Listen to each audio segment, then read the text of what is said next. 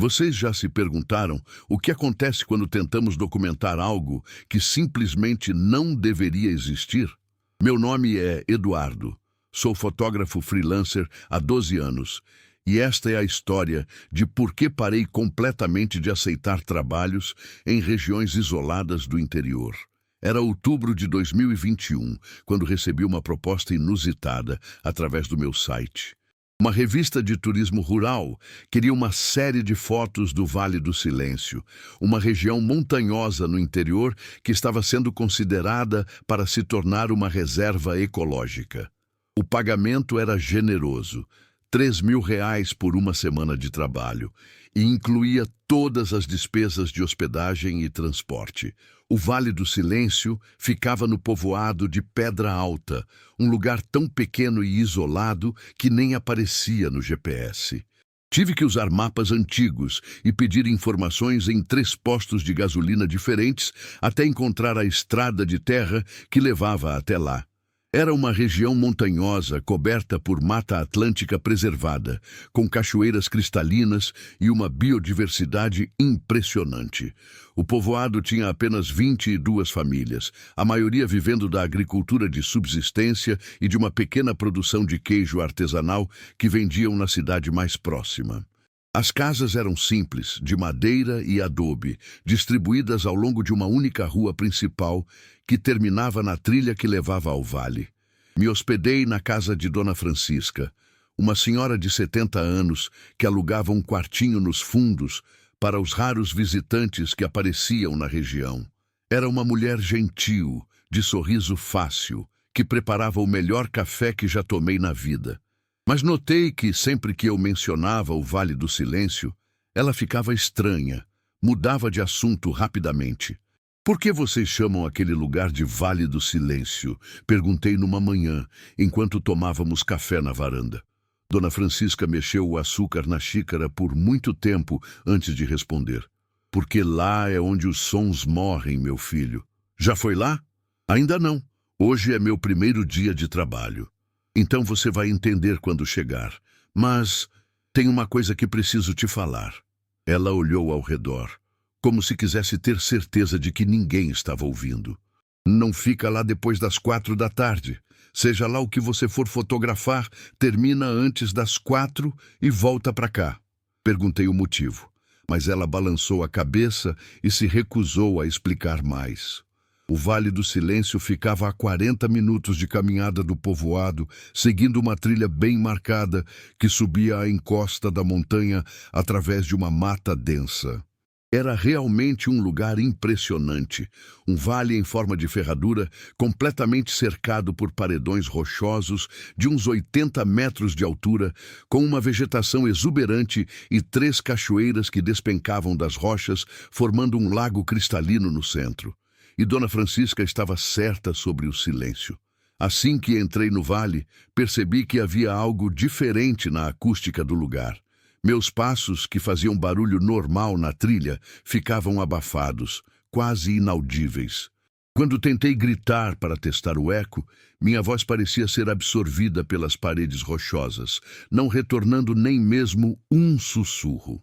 Era como se o vale fosse um estúdio de gravação natural, projetado para eliminar qualquer reverberação sonora. Passei a manhã inteira fotografando. As imagens ficaram espetaculares. A luz, filtrada pelas copas das árvores, criava efeitos mágicos. As cachoeiras eram perfeitas para fotos de longa exposição. E consegui capturar alguns pássaros exóticos que nunca tinha visto antes. Era definitivamente um dos lugares mais bonitos que já havia fotografado. Foi durante o almoço, sentado numa pedra às margens do lago, que percebi a primeira coisa estranha. Eram quase meio-dia, o sol estava no auge, e eu estava comendo um sanduíche enquanto verificava as fotos no visor da câmera. Foi então que notei, numa das imagens que havia tirado da cachoeira maior, algo que não estava lá quando cliquei. Era uma sombra. Não uma sombra normal, projetada por alguma árvore ou rocha. Era uma sombra em forma humana, mas alongada, desproporcional, que aparecia refletida na água da cachoeira. Olhei para cima, procurando o que poderia ter criado aquela projeção, mas não havia nada. Nenhuma formação rochosa, nenhuma árvore com formato que pudesse explicar aquela sombra. Tirei várias fotos do mesmo ângulo, tentando reproduzir a imagem. Mas nas fotos seguintes, a sombra não aparecia mais. Se você está curtindo esta história, não esquece de se inscrever no canal para mais relatos perturbadores como este. Continuei fotografando durante a tarde, tentando ignorar o incidente da sombra misteriosa. Mas conforme o dia avançava, comecei a perceber outros detalhes estranhos. Em várias fotos, especialmente aquelas tiradas nas áreas mais sombrias do vale, apareciam formas indefinidas que não estavam visíveis a olho nu no momento do clique. Às vezes, era uma mancha escura entre as árvores. Às vezes era algo que parecia movimento capturado no meio das folhagens. Em uma foto particularmente perturbadora, tirada próximo à cachoeira menor, havia o que parecia ser olhos brilhantes, observando através da vegetação densa. Eram quase 3h30, quando decidi que era hora de fazer as últimas fotos e voltar para o povoado. Lembrei do aviso de Dona Francisca sobre não ficar além das 4 horas, e embora não acreditasse em superstições, algo no vale estava começando a me deixar desconfortável. Estava guardando o equipamento quando escutei o primeiro som. Era estranho ouvir qualquer coisa naquele lugar que parecia absorver todos os ruídos. Mas ali estava, um som baixo, como um sussurro distante, vindo da direção das rochas do fundo do vale. Parei de guardar as coisas e prestei atenção. O sussurro continuou por alguns segundos e depois parou. Peguei a câmera novamente e apontei na direção de onde havia vindo o som. Através da lente teleobjetiva, consegui ver melhor as formações rochosas no fundo do vale. Havia várias fendas e pequenas cavernas nas paredes de pedra. Qualquer uma delas poderia ser a origem do ruído. Foi quando vi o movimento. Algo se mexeu numa das fendas maiores, a uns 60 metros de distância. Era rápido demais para eu ter certeza do que era, mas definitivamente havia algo lá. Mantive a câmera apontada e esperei. Alguns minutos depois, vi novamente uma forma escura que apareceu por alguns segundos na entrada da fenda e depois desapareceu. Cliquei várias fotos em sequência rápida, na esperança de capturar o que quer que fosse. Quando verifiquei as imagens no visor, senti um calafrio percorrer minha espinha. Numa das fotos, consegui capturar claramente uma figura na entrada da caverna. Não era um animal, pelo menos não como qualquer animal que eu conhecia. A criatura era bípede, mas tinha proporções completamente erradas. Era alta demais, magra demais, com membros alongados que pareciam não ter articulações normais. O que mais me perturbou foi a cabeça. Era grande, desproporcional ao corpo, e mesmo na imagem granulada da foto ampliada, conseguia ver que havia algo profundamente antinatural naquelas feições. Nesse momento, escutei o sussurro novamente, mas dessa vez estava mais próximo, muito mais próximo. Olhei ao redor tentando localizar a origem do som, e foi quando percebi que não estava mais sozinho no vale. Havia figuras se movendo entre as árvores. Não conseguia vê-las diretamente, mas captava os movimentos periféricos, sombras que se deslocavam quando eu não estava olhando diretamente para elas. Meu instinto de sobrevivência finalmente falou mais alto que a curiosidade profissional. Terminei de guardar o equipamento rapidamente e comecei a caminhar na direção da trilha que levava de volta ao povoado.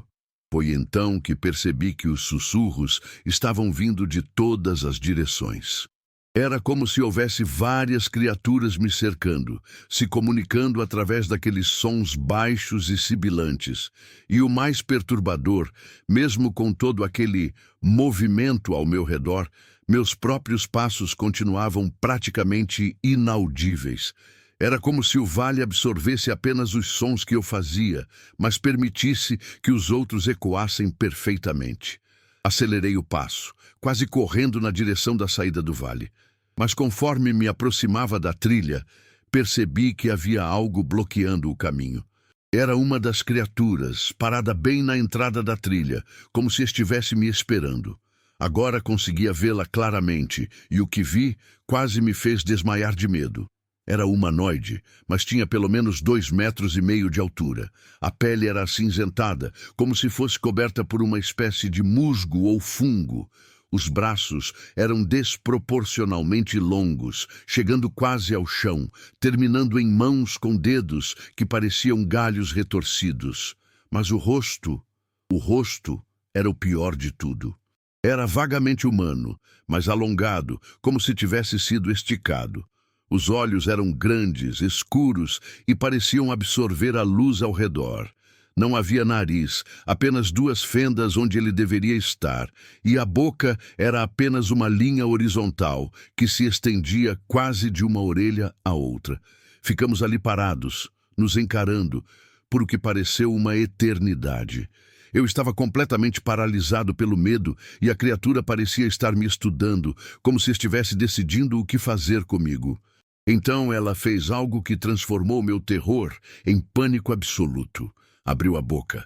A abertura se estendeu muito além do que deveria ser anatomicamente possível, revelando não dentes, mas algo que parecia ser uma segunda boca menor dentro da primeira. E de lá saiu um som que nunca vou conseguir esquecer. Era como uma mistura de sussurro, gemido e algo que parecia risos. Foi quando minha câmera, pendurada no pescoço, disparou automaticamente. O flash iluminou todo o vale por uma fração de segundo, e a criatura reagiu como se tivesse sido queimada. Colocou as mãos alongadas sobre o rosto e recuou, emitindo um som agudo que ecoou pelas paredes rochosas. Aproveitei a confusão e corri. Corri como nunca havia corrido na minha vida, tropeçando em raízes, sendo chicoteado por galhos, mas sem parar até chegar ao povoado. Quando finalmente cheguei à casa de Dona Francisca, estava ofegante, suado e provavelmente com cara de quem tinha visto um fantasma. Ela me olhou da varanda e balançou a cabeça, como se soubesse exatamente o que havia acontecido. "Você ficou até depois das 4, disse ela, não como pergunta, mas como constatação. Como você sabe? Porque se não tivesse ficado, não estaria com essa cara de susto." Ela serviu um copo de água e me fez sentar. "O que você viu lá?" Contei tudo para ela, desde as sombras nas fotos até o encontro com a criatura na saída do vale. Ela escutou em silêncio, ocasionalmente balançando a cabeça, como se reconhecesse os detalhes que eu descrevia. Meu marido era um dos poucos que conhecia a verdadeira história do Vale do Silêncio, disse ela quando terminei meu relato. Antes de morrer, ele me contou que aquele lugar não era natural. Foi criado por elas. Por elas? As criaturas que você viu. Elas sempre estiveram nessas montanhas, mas antigamente viviam mais profundo na mata. Com o desmatamento e a chegada de mais gente na região, foram empurradas para lugares cada vez mais isolados. O vale é onde elas se refugiaram. Mas por que é silencioso? Dona Francisca suspirou. Porque elas precisam do silêncio para se alimentar. Não de comida como a gente conhece. Elas se alimentam de sons, de ruídos, de vida. O vale absorve tudo isso e entrega para elas. Perguntei por que ela não havia me contado isso antes, e ela explicou que a maioria das pessoas que visitavam o vale durante o dia e saíam antes das 4 nunca viam nada. As criaturas só apareciam quando se sentiam ameaçadas ou quando alguém ficava tempo demais no território delas. Naquela noite, transferi todas as fotos para meu laptop e comecei a analisá-las cuidadosamente. Em pelo menos 15 imagens, consegui identificar formas que definitivamente não eram naturais. A foto da criatura na entrada da caverna estava perfeitamente nítida. Não havia como negar o que eu havia capturado. Mas quando acordei na manhã seguinte, todas as fotos haviam desaparecido do meu computador. Não apenas deletadas, completamente removidas, como se nunca tivessem existido. Até mesmo os arquivos de backup automático haviam sumido. Verificou o cartão de memória da câmera. Vazio, completamente limpo, como se nunca tivesse sido usado. Passei mais 2 dias no povoado, tentando entender o que havia acontecido com minhas fotos, mas não consegui recuperar nenhuma imagem. Era como se alguém, ou alguma coisa, tivesse apagado deliberadamente qualquer evidência do que eu havia documentado. Quando voltei para a cidade, inventei uma desculpa para a revista sobre problemas técnicos com o equipamento e devolvi o dinheiro do trabalho. Nunca contei para ninguém a verdadeira razão pela qual não consegui entregar as fotos. 3 meses depois, recebi um e-mail da mesma revista. Eles queriam saber se eu estaria interessado em voltar ao Vale do Silêncio para uma nova tentativa de documentação. Disseram que haviam contratado outro fotógrafo depois de mim, mas que ele havia desaparecido na região, e a polícia local não conseguira encontrar nenhum vestígio dele. Deletei o e-mail imediatamente e bloqueei o remetente. Hoje, quase 3 anos depois, ainda trabalho como fotógrafo, mas estabeleci uma regra rígida. Não aceito trabalhos em lugares isolados, especialmente se envolvem regiões montanhosas ou vales. E sempre que alguém me pergunta sobre fotografia de natureza, eu dou o mesmo conselho. Nem tudo que existe deveria ser documentado. Se você chegou até aqui neste relato, é porque tem coragem de enfrentar os mistérios mais sombrios da natureza. Se inscreve no canal, deixa um like e conta nos comentários se você teria coragem de fotografar criaturas que não deveriam existir. Tenho mais histórias perturbadoras sobre encontros com o inexplicável chegando toda semana. Até a próxima, e lembrem-se, às vezes é melhor deixar alguns mistérios sem resposta. Relato 6. Tem certas profissões que nos colocam cara a cara com situações que a maioria das pessoas nunca vai enfrentar.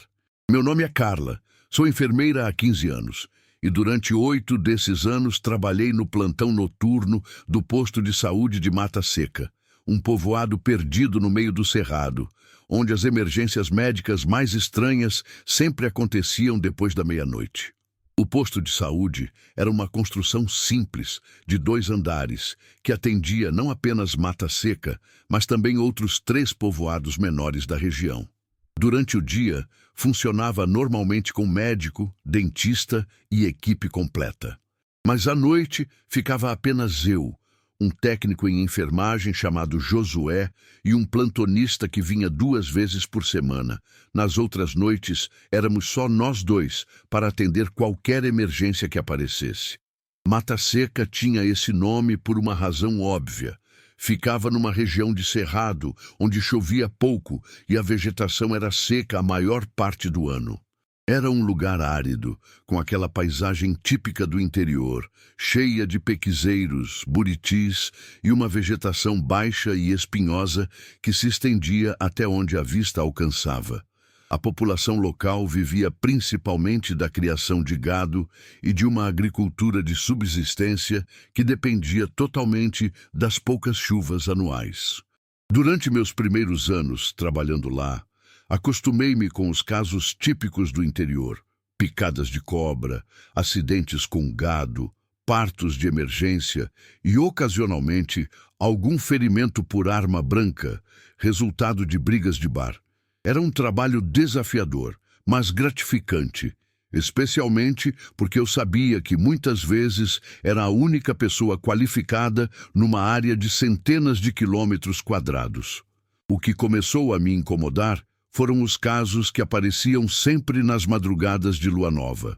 Eram sempre pessoas da zona rural mais afastada, sempre com os mesmos sintomas estranhos e sempre com histórias que pareciam saídas de um livro de terror.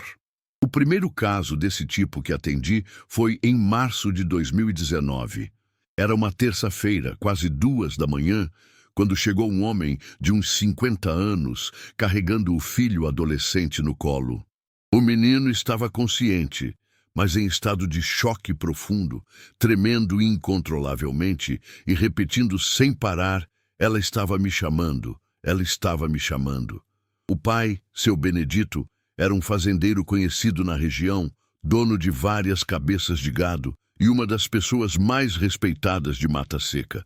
Mas naquela noite ele estava visivelmente abalado, com as mãos tremendo enquanto segurava o filho. Enfermeira, pelo amor de Deus, ajuda meu menino, implorou. Ele está assim desde que a gente voltou do pasto. Levei o garoto para a sala de observação e fiz os procedimentos básicos. Verificou sinais vitais, temperatura, reflexos. Fisicamente ele estava perfeito, mas psicologicamente era óbvio que havia passado por algum trauma severo. O que aconteceu, filho? Perguntei, tentando usar o tom mais calmo possível. O menino me olhou com olhos arregalados, cheios de lágrimas. A mulher da mata. Ela estava me chamando pelo nome. Sabia meu nome, sabia tudo sobre mim. Seu Benedito explicou que eles estavam voltando de uma verificação no gado quando o filho parou de andar e ficou olhando fixamente para a mata. Começou a caminhar na direção da vegetação, como se estivesse hipnotizado, e só parou quando o pai o agarrou fisicamente e o forçou a voltar para a caminhonete. Mas não tinha ninguém na mata, enfermeira, disse seu Benedito. Eu olhei bem, não tinha ninguém. Mas o menino insistia que havia uma mulher lá, chamando ele. Apliquei um sedativo leve no garoto e ele acabou adormecendo. Mas durante toda a noite ele falava dormindo, sempre repetindo a mesma frase. Não posso ir com você. Na manhã seguinte, quando o médico chegou, o menino estava aparentemente normal. Não se lembrava de nada do que havia acontecido na noite anterior. Apenas disse que tinha tido um pesadelo muito vívido sobre uma mulher que queria levá-lo para algum lugar na mata. Se você está achando esta história intrigante, se inscreva no canal, porque tenho muitos outros casos médicos inexplicáveis para compartilhar. 2 semanas depois, aconteceu novamente. Dessa vez foram 3 pessoas. Uma mulher de 40 anos e seus 2 filhos gêmeos, de 10 anos. Todos apresentavam os mesmos sintomas: estado de choque, tremores incontroláveis e histórias sobre uma mulher na mata que os chamava pelos nomes. A mãe, Dona Sebastiana, contou que estavam voltando da cidade quando os meninos pediram para parar o carro. Disseram que havia alguém na beira da estrada, uma mulher que precisava de ajuda. Mas quando ela olhou, não viu ninguém. Os meninos desceram do carro e começaram a andar na direção da mata. Ela contou, ainda visivelmente abalada. Estavam como se fossem sonâmbulos. Não escutavam quando eu chamava. Tive que correr atrás e puxar eles pelo braço para fazer voltar. O que mais me chamou a atenção nesse caso foi que as 3 pessoas descreveram a mesma mulher. Alta, magra, com cabelos longos e escuros, vestindo algo que parecia ser um vestido branco ou camisola. E todas disseram que ela não andava normalmente.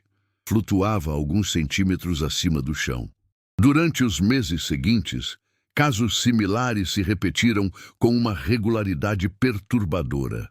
Sempre nas madrugadas de lua nova, sempre envolvendo pessoas que estavam na zona rural. Sempre com as mesmas descrições da mulher misteriosa na mata.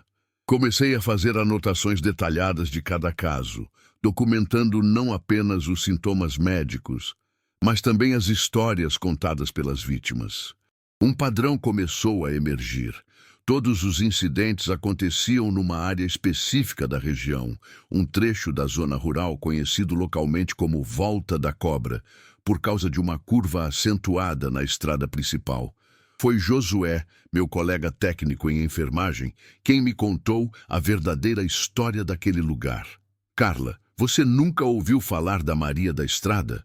Perguntou numa noite lenta, quando estávamos organizando medicamentos. Disse que não, e ele olhou ao redor, como se quisesse ter certeza de que estávamos sozinhos. É uma lenda muito antiga da região. Dizem que há mais de 50 anos, uma mulher morreu naquela curva da Volta da Cobra. Era uma moça nova, bonita, que estava fugindo de casa porque o pai queria casá-la à força com um homem mais velho. E o que aconteceu com ela? Ninguém sabe ao certo. Alguns dizem que ela se perdeu na mata e morreu de fome. Outros dizem que foi atacada por uma onça. Mas o que todo mundo concorda é que desde então ela aparece naquela região durante as noites de lua nova, tentando levar pessoas com ela. Levar para onde? Josué deu de ombros. Ninguém sabe, mas as pessoas que ela consegue convencer a segui-la nunca voltam. Achei que fosse apenas mais uma lenda local, daquelas histórias que existem em qualquer cidade pequena do interior.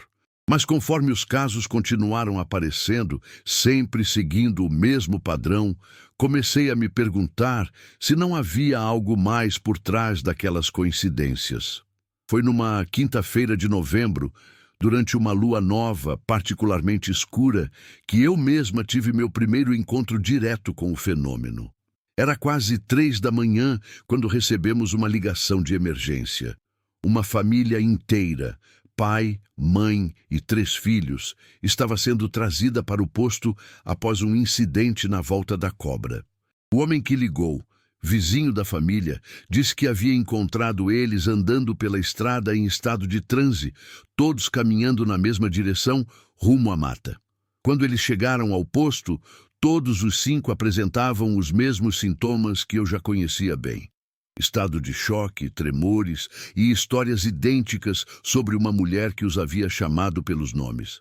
Mas dessa vez havia algo diferente. A filha mais nova, uma menina de 7 anos, estava carregando algo na mão, uma flor que eu nunca havia visto antes na região. Era uma flor branca, delicada, mas que parecia brilhar com luz própria mesmo na claridade do posto de saúde. "Onde você pegou essa flor, querida?" Perguntei para a menina. "A moça bonita deu para mim", respondeu com a inocência típica de uma criança. Ela disse que se eu seguisse ela, podia pegar quantas quisesse. Peguei a flor para examinar melhor e imediatamente senti algo estranho. Ela estava gelada, muito mais fria do que qualquer planta deveria estar numa noite morna como aquela, e o perfume que exalava era enjoativo, quase narcótico, fazendo minha cabeça girar levemente. Foi então que todas as luzes do posto se apagaram. Ficamos no escuro total por quase 10 segundos. Quando a energia voltou, a flor havia desaparecido da minha mão. Simplesmente sumiu sem deixar rastros, como se nunca tivesse existido. Naquela noite, depois que a família foi liberada, decidi que precisava ver por mim mesma o que estava acontecendo na volta da cobra. Pedi para Josué ficar no posto e dirigi até a curva famosa, chegando lá por volta das 4 da manhã. A estrada era uma fita de asfalto rachado que cortava o cerrado, ladeada por vegetação baixa e espinhosa. A volta da cobra era realmente uma curva muito acentuada, quase 90 graus, que contornava uma pequena elevação coberta por mata mais densa. Estacionei o carro na beira da estrada e esperei, não sabendo exatamente o que estava procurando. A noite estava silenciosa, com apenas o som distante de grilos e o ocasional barulho de algum animal se movendo na vegetação. Foram quase 40 minutos de espera até que vi alguma coisa. Primeiro, foi apenas um movimento na mata, algo branco que se movia entre as árvores. Depois, gradualmente, uma figura começou a tomar forma na borda da vegetação. Era exatamente como todas as vítimas haviam descrito. Uma mulher alta, magra, com cabelos longos e escuros, vestindo algo que parecia ser um vestido branco esvoaçante. E ela realmente não tocava o chão. Flutuava a uns 20 centímetros acima da terra, movendo-se com uma elegância sobrenatural entre as árvores. Conforme se aproximava da estrada, consegui ver seu rosto mais claramente. Era bonita, de uma forma perturbadora. Feições delicadas, pele pálida como porcelana, olhos grandes e escuros. Mas havia algo profundamente errado com aquela beleza. Era perfeita demais, como se fosse uma máscara cuidadosamente elaborada. Quando ela chegou à beira da estrada, parou e olhou diretamente para o meu carro. Mesmo à distância, consegui sentir o peso daquele olhar. Era como se ela estivesse tentando penetrar através do vidro, através de mim, lendo minha alma. Então, ela começou a caminhar ou flutuar na direção do carro. A cada metro que se aproximava, sentia uma presença cada vez mais forte na minha mente. Era como se alguém estivesse sussurrando meu nome, me convidando para sair do carro, para me aproximar. A voz era hipnótica, quase irresistível. Minhas mãos começaram a se mover sozinhas na direção da maçaneta da porta, sem que eu tomasse uma decisão consciente de abrir o carro. Era como se minha vontade própria estivesse sendo lentamente substituída por outra vontade, mais forte, mais persuasiva. Quando ela estava a apenas alguns metros do carro, consegui ver seus olhos com perfeita clareza. E foi isso que quebrou o feitiço. Não eram olhos humanos. Eram completamente negros, sem pupilas, sem íris, apenas 2 buracos profundos que pareciam absorver a luz ao redor. E quando ela abriu a boca para falar, embora eu não pudesse ouvir nenhum som real, vi que havia algo muito errado com sua dentição. Os dentes eram afiados demais, em número excessivo, como os de um tubarão. O choque de ver aquela face verdadeira por trás da beleza ilusória me fez recuperar o controle. Liguei o carro rapidamente e saí dali em alta velocidade, vendo pelo retrovisor que a figura havia parado no meio da estrada, observando minha fuga. No dia seguinte, contei para Josué o que havia visto. Ele balançou a cabeça gravemente, como se esperasse essa revelação há muito tempo. Agora você entende por que sempre aparecem casos aqui depois que alguém encontra ela, disse. Maria da Estrada não está tentando levar as pessoas por maldade. Ela está coletando. Coletando o quê? Almas, vidas, energia vital, sei lá. Meu avô dizia que quando alguém morre de forma violenta numa região isolada, especialmente se for uma morte injusta, às vezes a alma fica presa entre os mundos. E para conseguir seguir em frente, precisa levar outras almas com ela. 2 semanas depois, pedi transferência para outro posto de saúde. Inventei uma desculpa sobre oportunidades de carreira, mas a verdadeira razão era que não conseguia mais trabalhar naquela região, sabendo o que realmente acontecia nas madrugadas de lua nova. Soube por colegas que os casos continuaram aparecendo no posto de Mata Seca mesmo após minha saída, mas também soube que 3 pessoas desapareceram na região da Volta da Cobra nos 6 meses seguintes à minha transferência. Todas eram pessoas que haviam sido atendidas no posto após encontros com Maria da Estrada. Hoje, trabalho num hospital urbano, lidando com casos médicos convencionais.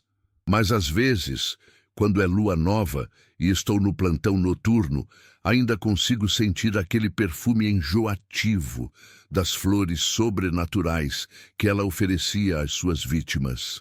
E sempre que isso acontece, digo uma oração pelas almas que ainda estão presas naquela estrada amaldiçoada do Cerrado. Se essa história te deu arrepios, imagina o que mais tenho guardado aqui no canal sobre casos médicos que desafiam qualquer explicação. Se inscreve, deixa um like e conta nos comentários se você já teve algum encontro com aparições que tentaram te levar para lugares desconhecidos. Toda semana trago relatos que vão te fazer questionar o que realmente existe nas estradas e matas do nosso Brasil. Até a próxima. E lembrem-se, nem toda ajuda oferecida por estranhos na estrada deve ser aceita. Relato 7. Vocês já pararam para pensar no que pode estar vivendo nas partes mais remotas das nossas florestas, naqueles lugares onde o ser humano raramente pisa? Meu nome é Marcos. Trabalhei como madeireiro por 22 anos. E esta é a história do último trabalho que aceitei antes de abandonar completamente a profissão. Era janeiro de 2020, quando recebi uma proposta que parecia boa demais para ser verdade. Uma empresa de São Paulo queria que eu extraísse madeira de lei de uma área específica na Serra Negra, uma região montanhosa no interior que era conhecida pela densidade da mata e pela dificuldade de acesso. O pagamento era o dobro do que eu normalmente recebia e eles forneceriam todo o equipamento necessário. A Serra Negra recebeu esse nome porque, vista de longe, parecia uma montanha completamente escura. Era coberta por uma mata atlântica tão densa que a luz do sol mal conseguia penetrar através da copa das árvores, criando uma penumbra permanente mesmo durante o dia. Era uma região praticamente inexplorada, onde apenas alguns poucos trilheiros e pesquisadores de plantas raras se aventuravam. O contrato era para extrair peroba rosa e jequitibá, madeiras valiosas que eram cada vez mais raras na região. Segundo o mapa que me forneceram, havia uma área específica na encosta da serra onde essas árvores ainda cresciam em abundância, e meu trabalho seria marcar as melhores árvores para a posterior extração por uma equipe maior. Era um trabalho de reconhecimento, basicamente. Passar 2 semanas na mata, acampar, identificar as melhores árvores, fazer um mapeamento básico da área e avaliar a viabilidade logística para a extração em larga escala. Era o tipo de trabalho que eu fazia há anos, só que desta vez seria completamente sozinho numa região que não conhecia. Cheguei à cidade mais próxima da Serra Negra numa segunda-feira de manhã. Era um lugar pequeno, chamado Águas Turvas, com pouco mais de 3.000 habitantes que viviam principalmente da agricultura e de um turismo rural muito incipiente. Comprei os últimos suprimentos que precisava e aluguei uma caminhonete 4x4 para chegar até a base da montanha. Foi no mercado local que ouvi as primeiras histórias sobre a Serra Negra. O dono do estabelecimento, seu Roberto, um homem de uns 60 anos, com cara de quem conhecia toda a região, fez uma expressão estranha quando mencionei meu destino. "Serra Negra, é?" perguntou, coçando a barba grisalha. "Faz tempo que não escuto alguém falar de ir lá. Você tem certeza que é lá mesmo?"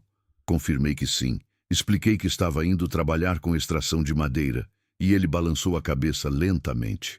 "Bem, se você vai mesmo, leva bastante comida e água. E se acontecer alguma coisa estranha lá, não tenta explicar. Só sai de lá o mais rápido que conseguir." Perguntei o que ele queria dizer com alguma coisa estranha, mas ele mudou de assunto rapidamente, como se lamentasse ter falado demais. A trilha para chegar à Serra Negra era bem marcada nos primeiros quilômetros, mas conforme subia a encosta, foi ficando cada vez mais difícil de seguir. Era uma mata extremamente densa, com árvores enormes, que formavam uma cobertura quase impenetrável acima da minha cabeça. O ar era úmido e pesado, carregado do cheiro de folhas em decomposição e de uma umidade que parecia grudar na pele. Levei quase 6 horas para chegar ao ponto que havia sido marcado no mapa como área de trabalho. Era uma região ligeiramente mais plana na encosta da montanha, onde realmente havia várias árvores de madeira nobre em excelente estado de conservação.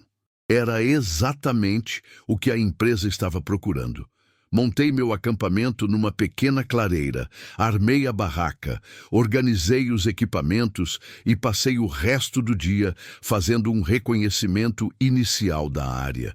Era um trabalho que exigia concentração. Identificar as espécies, medir os diâmetros dos troncos, avaliar a qualidade da madeira, calcular rotas de acesso para máquinas pesadas. Durante o primeiro dia, tudo correu perfeitamente normal. A mata era rica, cheia de vida, com sons típicos da floresta tropical, pássaros cantando, macacos gritando à distância, o farfalhar constante de pequenos animais se movendo pela vegetação. Era exatamente o que eu esperava encontrar numa área preservada como aquela. Foi durante a primeira noite que percebi a primeira coisa estranha. Eu estava na barraca, organizando as anotações do dia, quando todos os sons da mata pararam simultaneamente. Foi como se alguém tivesse apertado um botão de mute na floresta inteira. Nem um grilo, nem uma coruja, nem o sussurro do vento nas folhas. Silêncio total. Saí da barraca para investigar e imediatamente senti que havia algo muito errado. O ar estava diferente, mais pesado, quase sólido, e havia um cheiro no ar que não estava lá antes. Algo animal, almiscarado, mas muito mais forte que qualquer cheiro de bicho que eu já havia sentido. O silêncio durou quase 15 minutos. Depois, gradualmente, os sons da mata voltaram, como se nada tivesse acontecido. Voltei para a barraca pensando que talvez fosse algum fenômeno natural que eu não conhecia, alguma coisa relacionada ao comportamento noturno dos animais locais. No segundo dia, comecei a notar outras coisas estranhas. Havia pegadas ao redor do meu acampamento que definitivamente não estavam lá no dia anterior. Eram pegadas grandes, circulares, com 5 marcas que pareciam dedos, mas eram longas demais para serem humanas e grandes demais para serem de qualquer animal que deveria existir naquela região. E as árvores que eu havia marcado no dia anterior estavam diferentes. Não era nada óbvio, mas a casca de várias delas tinha arranhões novos, marcas profundas que pareciam ter sido feitas por garras muito grandes e afiadas. Se você está gostando desta história misteriosa, aproveita para se inscrever no canal e não perder outros relatos assustadores como este. Durante o terceiro dia, enquanto estava medindo uma peroba rosa particularmente impressionante, escutei pela primeira vez o som. Era como um rugido, mas distante, abafado, como se estivesse vindo de muito longe ou de dentro da própria terra. Era profundo, gutural, e tinha uma qualidade que fez meu sangue gelar. Não era o rugido de nenhum animal que eu conhecia, nem onça, nem qualquer felino selvagem da região. O som durou quase 1 minuto, ecoando através da mata, e depois parou. Imediatamente após, todos os outros sons da floresta cessaram novamente, como se os animais locais estivessem se escondendo de alguma coisa. Foi nesse momento que tomei a primeira decisão de ir embora. Havia madeira excelente naquela região, mas também havia algo muito errado acontecendo, e 22 anos de experiência na mata haviam me ensinado a confiar nos meus instintos. Comecei a recolher meu equipamento, planejando quebrar o acampamento e descer a montanha ainda naquela tarde. Mas quando fui pegar minha mochila, descobri que alguém, ou alguma coisa, havia mexido nas minhas coisas. A comida estava espalhada pelo chão, as latas de conserva estavam abertas e vazias, e minha água havia desaparecido completamente. Mais perturbador ainda, havia pegadas por toda a clareira, sempre as mesmas marcas circulares com 5 dedos alongados. Mas o que realmente me deixou apavorado foi o que encontrei pendurado numa árvore próxima à minha barraca. Era um animal morto, parecia ser um coati, mas estava pendurado de cabeça para baixo, amarrado com cipós, numa posição que claramente havia sido feita de forma intencional. E o corpo do animal estava arrumado. A carne havia sido cuidadosamente removida em tiras regulares, como se alguém tivesse usado uma faca muito afiada para fazer cortes precisos. Era óbvio que aquilo era uma mensagem. Algo estava me dizendo que eu não era bem-vindo naquela área. Peguei apenas o essencial, minha bússola, uma garrafa d'água que estava escondida na barraca e uma barra de cereal, e comecei a descer a trilha o mais rápido que conseguia. Deixei todo o resto do equipamento para trás, incluindo a barraca e as ferramentas de trabalho. Mas conforme desciam da montanha, percebi que não estava sozinho na trilha. Havia algo me seguindo. Não conseguia vê-lo diretamente, mas captava movimentos periféricos, sombras que se deslocavam entre as árvores, sempre mantendo distância, sempre ficando fora do meu campo de visão direto. E havia o som dos passos. Eram pesados, deliberados, como se alguma coisa grande estivesse caminhando com dificuldade através da vegetação densa. Sempre que eu parava, os passos paravam também. Sempre que eu acelerava, eles aceleravam junto. Quando o sol começou a se pôr, percebi que estava perdido. A trilha que eu havia subido 2 dias antes parecia ter mudado. Ou então eu estava tão nervoso que não conseguia identificar os marcos que havia memorizado. Todas as árvores pareciam iguais. Todas as pedras pareciam estar nos lugares errados. Foi quando começou a escurecer que vi a criatura pela primeira vez. Eu estava tentando encontrar um lugar para passar a noite quando algo se moveu na minha visão periférica. Me virei rapidamente e consegui vê-la por apenas alguns segundos antes dela desaparecer atrás de uma árvore grande. Era enorme. Pelo menos 2,5 metros de altura, mas curvada, como se não conseguisse ficar completamente ereta. Tinha pelos longos e escuros cobrindo todo o corpo, e os membros eram desproporcionalmente longos em relação ao tronco. Mas o que mais me marcou foram os olhos. Eram amarelos, brilhantes, e me observavam com uma inteligência perturbadora. Durante a noite, acampei encostado numa pedra grande, tentando manter as costas protegidas e ficar acordado até amanhecer. Mas a criatura não desapareceu. Ficou circulando ao redor da minha posição a noite toda, sempre mantendo distância, sempre ficando nas sombras, mas deixando claro que estava lá. Ocasionalmente, eu conseguia vislumbrar partes dela. Uma mão enorme com dedos terminados em garras, pegadas gigantescas na lama, ou aqueles olhos amarelos brilhando na escuridão. E o cheiro almiscarado ficou mais forte, enchendo o ar ao meu redor como uma nuvem densa e sufocante. Quando finalmente amanheceu, a criatura havia desaparecido. Mas as pegadas ao redor do meu improviso acampamento contavam a história. Ela havia ficado ali a noite inteira, me observando, decidindo se eu representava uma ameaça ou se era apenas um intruso que deveria ser escorraçado. Levei mais 6 horas para conseguir encontrar a trilha principal e descer da Serra Negra. Quando finalmente cheguei à cidade, estava exausto, desidratado e provavelmente com cara de quem tinha visto um fantasma. Seu Roberto estava no mercado quando passei para comprar água. Ele me olhou de cima a baixo e balançou a cabeça. "Você viu ela, não foi?" Perguntou, não como uma pergunta real, mas como uma constatação. "Vi o quê?" "A guardiã da serra. É assim que a gente chama por aqui. Ninguém sabe exatamente o que é, mas todo mundo que vai muito fundo na Serra Negra acaba encontrando com ela." "E o que é essa guardiã?" Seu Roberto deu de ombros.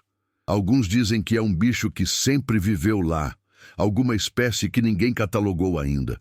Outros dizem que é algo mais espiritual, o espírito da própria mata defendendo seu território. E as pessoas que encontram com ela? Algumas voltam como você. Outras..." Ele fez uma pausa. "Outras nunca mais são vistas." Nunca entreguei o relatório para a empresa de São Paulo. Liguei e disse que a área era inacessível, que não havia madeira de qualidade suficiente para justificar uma operação de extração. Eles ficaram contrariados, mas aceitaram minha avaliação. 3 semanas depois, soube pelos jornais locais que uma equipe de pesquisadores da universidade havia desaparecido na Serra Negra. Eram 4 pessoas. Todas experientes em trabalho de campo em florestas tropicais. A polícia organizou buscas por 2 semanas, mas nunca encontrou nenhum vestígio deles. Foi então que tomei a decisão de parar completamente de trabalhar como madeireiro. Vendi todo o meu equipamento, usei o dinheiro para fazer um curso técnico e hoje trabalho numa oficina mecânica na cidade. É um trabalho mais seguro, longe das matas e das criaturas que as habitam.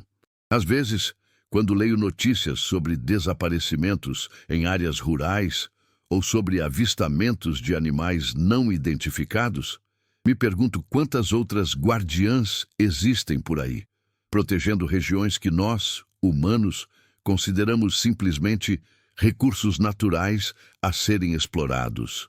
Se esta história te fez repensar sobre o que realmente vive nas nossas florestas mais remotas, deixa um like, se inscreve no canal e comenta se você já teve alguma experiência com criaturas desconhecidas na mata. Toda semana tem histórias novas que vão te fazer questionar tudo o que você pensava saber sobre a fauna brasileira. Até a próxima. E lembrem-se, nem toda floresta está vazia, esperando para ser explorada. Relato 8. Será que existem lugares no mundo onde nós, humanos, deixamos de ser os predadores e nos tornamos a presa? Meu nome é Antônio. Caço desde os 12 anos de idade. E esta é a história do dia em que descobri que nem sempre somos nós que controlamos a situação na mata. Sou filho e neto de caçadores. Meu avô me ensinou a atirar, meu pai me ensinou a rastrear, e por quase 30 anos a caça foi não apenas meu hobby, mas também uma forma importante de colocar proteína na mesa da minha família. Sempre respeitei os períodos de defeso. Sempre cacei apenas o necessário e nunca abati fêmeas com filhotes ou animais jovens. Em setembro de 2021, meu compadre Zé Maria me convidou para uma caçada especial numa região que ele havia descoberto recentemente. Era uma área de cerrado preservado, longe de qualquer propriedade rural, onde supostamente havia uma população grande de veados, catetos e até algumas antas. Era o tipo de lugar que todo caçador sonha em encontrar. Rico em animais, longe da civilização, onde poderíamos passar uma semana inteira sem ver outro ser humano. A região ficava no que locals chamavam de Sertão do Inferno, um nome que deveria ter me servido de aviso. Era uma área de cerrado denso, com vegetação fechada, lagoas temporárias e uma topografia irregular, cheia de morros e depressões. O acesso era por uma estrada de terra abandonada, que terminava numa porteira quebrada. Depois, mais uns 10 quilômetros de trilha a pé até chegar na área de caça propriamente dita. Saímos numa segunda-feira de manhã cedo. Eu, Zé Maria e meu primo João Carlos, que também era um caçador experiente. Levamos equipamento para acampar por uma semana, 3 espingardas, munição suficiente e toda a parafernália necessária para uma caçada prolongada em área selvagem. A caminhada até o local foi pesada, mas gratificante. A mata estava viva, cheia de sinais de animais. Pegadas frescas na lama das lagoas, frutos mordiscados, galhos quebrados na altura que indicava passagem de animais grandes. Era exatamente o que esperávamos encontrar. Montamos o acampamento numa pequena elevação que oferecia boa visão dos arredores e proteção natural contra o vento. Era um local estratégico, próximo a 2 trilhas de animais que se cruzavam e a apenas 50 metros de uma lagoa que claramente era usada como bebedouro pela fauna local. Durante os primeiros 3 dias, a caçada foi um sucesso absoluto. Abatemos 2 veados machos adultos, um cateto de bom tamanho e várias aves. Era carne suficiente para nossas famílias por meses, e ainda por cima estávamos tendo uma experiência incrível de vida na mata, longe do estresse da cidade. Foi na quarta-feira à tarde que as coisas começaram a mudar. Estávamos voltando de uma caçada matinal quando Zé Maria parou abruptamente na trilha e apontou para algumas pegadas na lama. "Antônio, você já viu pegada assim?" perguntou, com uma expressão confusa no rosto. Me aproximei para examinar. Eram pegadas grandes, redondas, com 5 dedos bem marcados, mas havia algo estranho sobre elas. Eram grandes demais para serem humanas, e o formato dos dedos era errado. Eram longos demais, terminados em pontas que sugeriam garras afiadas. "Deve ser de algum bicho ferido", disse João Carlos, sempre prático. Às vezes, quando um animal machuca a pata, a pegada fica deformada. Mas havia mais de 20 pegadas na sequência, todas idênticas, todas com o mesmo formato estranho. E elas seguiam nossa trilha de volta para o acampamento. Se você está curtindo esta história de caça que virou pesadelo, não esquece de se inscrever no canal para mais relatos de encontros aterrorizantes na mata. Naquela noite, pela primeira vez desde que chegamos, não consegui dormir direito. Havia algo diferente no ambiente. Os sons normais da mata, grilos, corujas, o ocasional grito de algum animal à distância, estavam todos lá, mas havia algo mais. Uma presença que não conseguia identificar, como se alguma coisa grande estivesse se movendo nas sombras ao redor do nosso acampamento. Na quinta-feira de manhã, descobrimos que nossa comida havia sido mexida durante a noite. Não roubada completamente, mas reorganizada. As latas estavam empilhadas de forma diferente, alguns pacotes estavam abertos com cuidado, como se alguma coisa os tivesse examinado e depois fechado novamente. E havia mais pegadas. Dezenas delas circulando nosso acampamento, sempre mantendo uma distância respeitosa, como se o que quer que fosse soubesse que éramos perigosos, mas estivesse nos estudando mesmo assim. Gente, eu acho que a gente deveria ir embora, disse João Carlos durante o café da manhã. Tem alguma coisa aqui que não está certa. Zé Maria, que sempre foi o mais teimoso do grupo, balançou a cabeça. Covardia. Deve ser uma onça curiosa ou algum tamanduá-bandeira. Animal é animal, e a gente tem espingarda. Eu estava dividido entre a prudência e a curiosidade. 30 anos caçando na mata tinham me ensinado a identificar praticamente qualquer animal da região pelas pegadas, pelos sons, pelos hábitos. Mas aquilo era diferente de tudo que já havia visto. Decidimos ficar mais um dia, mas com cuidado redobrado. Faríamos turnos de vigia durante a noite e manteríamos as armas sempre carregadas e por perto.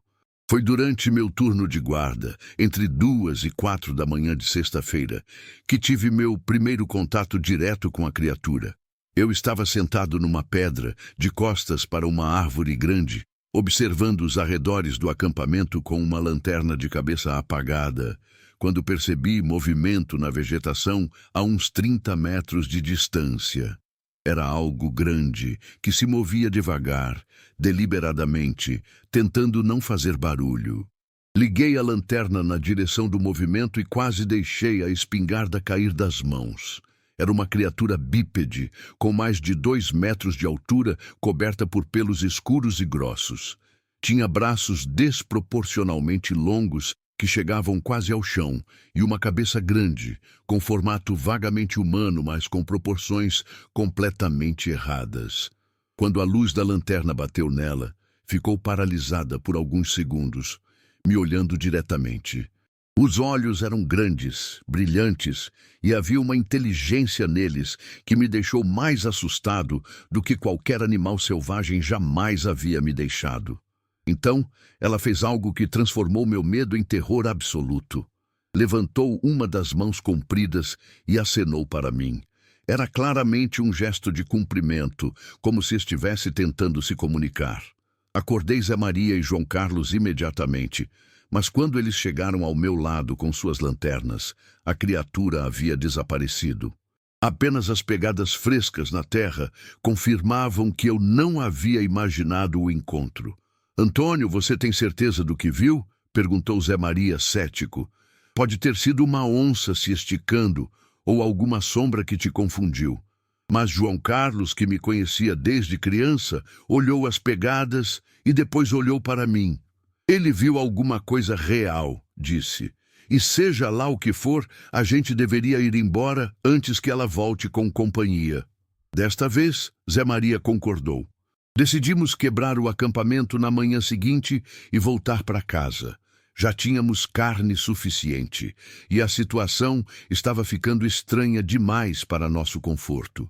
Mas a criatura tinha outros planos. Na manhã de sexta-feira, quando fomos pegar nossas mochilas para começar a arrumação, descobrimos que nossas espingardas haviam desaparecido. Não estavam onde as tínhamos deixado, encostadas numa árvore próxima ao acampamento. Simplesmente sumido. Procuramos por mais de 1 hora, vasculhando toda a área ao redor, mas não encontramos nem rastros das armas. Era como se alguém tivesse vindo durante a noite e as levado com muito cuidado, sem acordar ninguém. Gente, agora a situação ficou séria, disse João Carlos. Sem armas, a gente está vulnerável. Foi quando escutamos o som. Era como um rugido, mas modulado, quase musical, como se alguma coisa estivesse tentando imitar a fala humana. Vinha da direção da mata densa, a uns 100 metros do nosso acampamento. O som se repetiu várias vezes, sempre no mesmo tom, sempre com a mesma cadência estranha. E depois, para nosso horror absoluto, escutamos uma resposta. Outro rugido modulado, vindo de uma direção completamente diferente. Tem mais de uma, sussurrou Zé Maria com a voz tremendo. E elas estão se comunicando. Nesse momento, tomamos a decisão unânime de abandonar tudo e sair dali imediatamente. Pegamos apenas o essencial, água, um pouco de comida e nossas facas de caça, e começamos a caminhar rapidamente na direção da trilha que nos levaria de volta à estrada. Mas conforme caminhávamos, percebi que estávamos sendo seguidos, não apenas por uma criatura, mas por várias. Consegui ouvir passos pesados na mata ao nosso redor, sempre mantendo distância, sempre ficando fora da nossa linha de visão direta, e os sons de comunicação continuaram durante toda a caminhada. Era como se estivéssemos sendo escoltados, como se as criaturas estivessem coordenando nossos movimentos, garantindo que seguíssemos numa direção específica. Foi quando chegamos numa clareira que não reconheci que percebi o que estava acontecendo. Estávamos sendo levados para longe da trilha correta, conduzidos para algum lugar que as criaturas queriam que fôssemos. Gente, esta clareira não estava aqui quando a gente veio, disse João Carlos, olhando ao redor. A gente está perdido. Era então que vi as espingardas. Estavam dispostas cuidadosamente no centro da clareira, encostadas umas nas outras, formando uma espécie de altar improvisado. Não estavam danificadas, não pareciam ter sido mexidas, apenas arrumadas, como se fossem uma oferenda. É uma armadilha, sussurrou Zé Maria. Elas querem que a gente vá pegar as armas. Mas não tínhamos escolha. Sem as espingardas, nossa chance de sobreviver numa caminhada de 10 quilômetros através de mata fechada, sendo perseguidos por criaturas desconhecidas, era praticamente zero. Nos aproximamos das armas devagar, cada um pegando a sua, verificando se estavam carregadas. Estavam. Até mesmo as travas de segurança estavam na posição exata onde as deixamos. Foi quando estávamos saindo da clareira que elas apareceram. Eram 3 criaturas, saindo da mata simultaneamente, formando um semicírculo ao nosso redor. Todas tinham o mesmo aspecto. Bípedes, cobertas de pelos escuros, com altura entre 2 e 2,5 metros, braços compridos, cabeças grandes com feições vagamente humanas. Mas o que mais me impressionou foi que elas não pareciam agressivas. Ficaram ali, paradas, nos observando, como se estivessem esperando alguma coisa. A criatura do meio, que parecia ser a maior das 3, fez o mesmo gesto que eu havia visto na noite anterior. Levantou uma das mãos e acenou para nós.